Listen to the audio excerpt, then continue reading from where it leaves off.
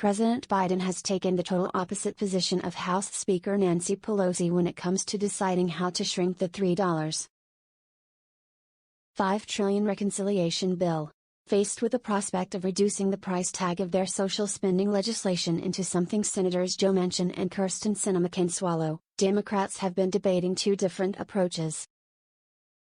Advertisement Let's just say Sinema and Manchin would agree to spend $2 trillion. Under one approach, Democrats would take that money and focus on a smaller number of priorities, and permanently fund them. Under another approach, which has become popular in certain corners of the left, Democrats wouldn't sacrifice any of their priorities.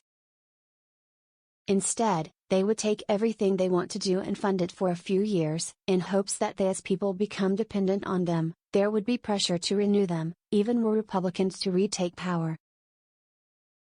In a Dear Colleague letter released on Monday, Pelosi appeared to settle this question, explaining, "Overwhelmingly, the guidance I am receiving from members is to do fewer things well so that we can still have a transformative impact on families in the workplace and responsibly address the climate crisis, a Build Back Better agenda for jobs and the planet for the children." Yet now Biden is saying the exact opposite. Speaking to reporters last night, he said, "It's not going to be $3.5 trillion. So, the question is, how much of what is important do we get into the legislation? I'm of the view that it's important to establish the principle on a whole range of issues without guaranteeing you get the whole 10 years. It doesn't, it matters to establish it."